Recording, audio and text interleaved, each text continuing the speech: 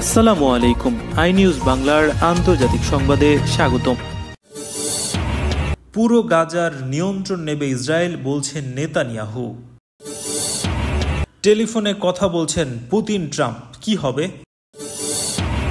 বন্যায় তলিয়ে গেছে ভারতের বেঙ্গালুরু, থই থই অবস্থা।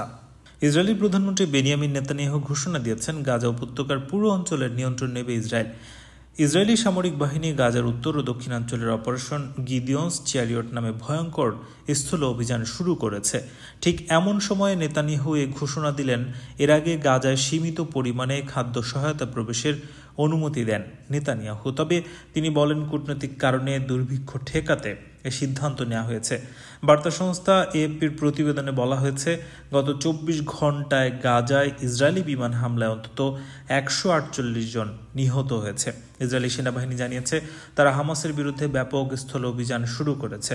আইডিএফ দক্ষিণ গাজার প্রধান শহর খান ইউনিস এবং বানি সুহেইলা এবং এর আশপাশের বাসিন্দাদের অবিলম্বে সরে যেতে বলেছে।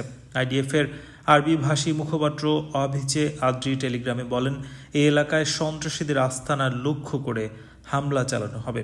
আপনারা অবিলম্বে পশ্চিম দিকের মাওয়াসি এলাকায় সরে যান। এখন থেকে খান ইউনিস ভয়াবহ যুদ্ধক্ষেত্র হিসেবে বিবেচিত হবে। এদিকে ইসরায়েল 2 মাসের বেশি সময় ধরে গাজায় পূর্ণ অবরোধ জারি রেখেছে। রাশিয়ার প্রেসিডেন্ট ভ্লাদিমির পুতিন ও যুক্তরাষ্ট্রের প্রেসিডেন্ট ডোনাল্ড ট্রাম্পের মধ্যে ফোন আলাপ চলছে। স্থানীয় সময় সোমবার বিকেল 5টায় এই ফোন আলাপ শুরু হয় বলে ক্রেমলিন সূত্রের বরাত দিয়ে জানিয়েছে রুশ বার্তা সংস্থা তাস। এর আগে তাসের বরাত দিয়ে তুর্কি বার্তা সংস্থা আনাদুলু জানিয়েছে, রাশিয়ার প্রেসিডেন্ট ভ্লাদিমির পুতিন ও মার্কিন প্রেসিডেন্ট ডোনাল্ড ট্রাম্প সোমবার সন্ধ্যায় মস্কো সময় বিকেল 5টায় টেলিফোনে কথা বলবেন বলে নিশ্চিত করেছেন ক্রেমলিনের মুখপাত্র দিমিত্রি পেসকভ।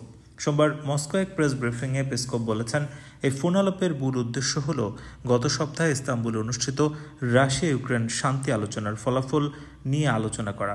এ সময় তিনি পশ্চিমা সংবাদ মাধ্যমে প্রকাশিত খবর, যেখানে দাবি করা হয়েছিল যে মার্কিন বিশেষ দূত স্টিভেন উইটকফ মে মাসের ছুটিতে রাশিয়া সফর করবেন, সেই খবরের কোনো সত্যতা নেই বলেও জানান। ক্রেমলিনের মুখপাত্র বলেন, এই তথ্যটি সঠিক নয়। পুতিন ও ট্রাম্পের মধ্যে সর্বশেষ ফোন আলাপ হয়েছিল গত 18 মার্চ। এ সময় দুই নেতার সম্ভাব্য সরাসরি সাক্ষাৎ কবে হতে পারে এমন প্রশ্নে পেসকভ বলেন, এটি নির্ভর করবে তাদের সময়সূচি ও পারস্পরিক সম্মতির ওপর। ভারী বৃষ্টিপাতে বিপর্যস্ত ভারতের বেঙ্গালুরু, বিভিন্ন জায়গায় জলমগ্ন, শহরের রাস্তাঘাটে পানি থই থই করছে, অনেকেই বাড়িতে বন্দী। শুধু অলিগলি নয়, শহরের বিভিন্ন জায়গায় এই পানি দেখা যাচ্ছে।